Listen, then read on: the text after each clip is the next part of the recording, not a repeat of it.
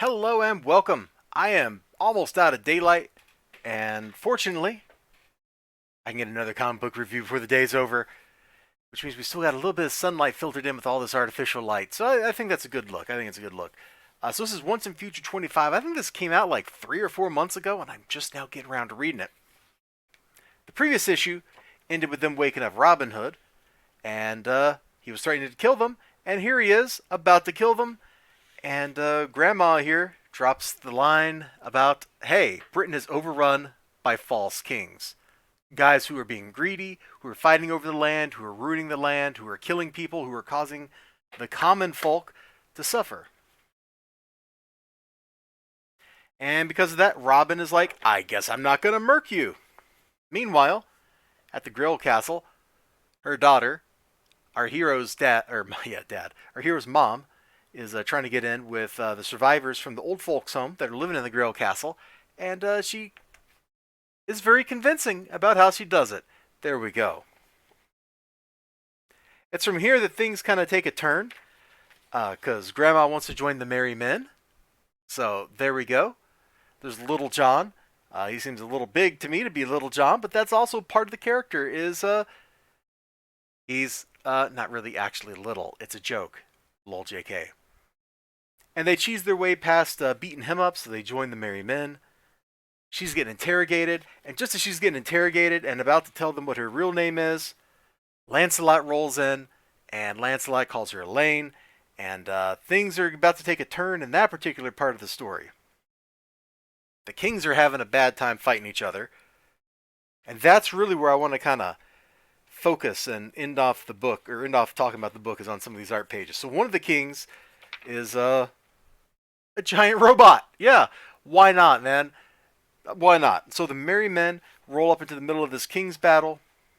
They're gonna go fight.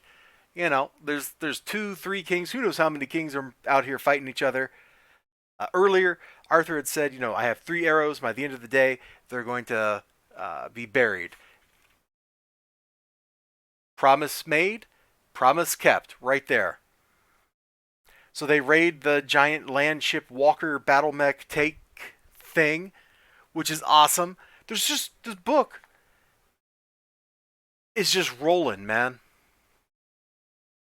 There's so much going on. I don't think I can quite keep all of it straight in my head. We got like at least 3 Arthurs beating each other up. We got Robin Hood running around putting arrows in people's heads. They're hanging out with Robin Hood. Sorry, let's get down where you can actually see it. The halogen lamp's not pretty much glare on it. They're hanging out with Robin Hood, blowing up giant robots. All while, like, Arthurian lore, the other world, or whatever it is, has taken over all of England, casting England into this, like, magical nightmarescape. It's just chock full of stuff. There's more.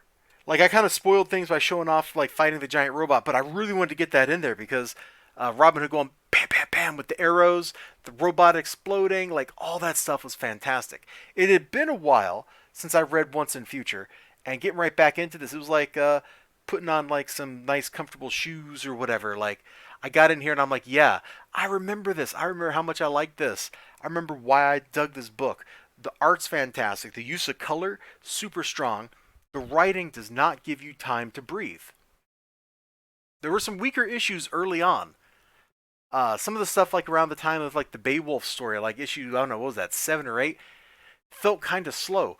But we're here, and things are crazy, and it's just 100% chaos all the way through.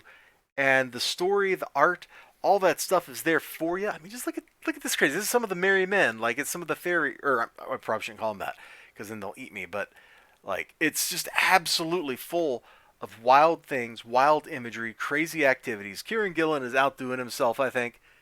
A-plus stuff. You get a thumbs up. If you're not reading Once in Future, I don't even know what the latest trade paperback is or where you can start picking it up, but you should probably pick it up. Hopefully Boom has this on Comixology if you're into digital, so you can go check it out in the digitals. If not, I don't know what to tell you.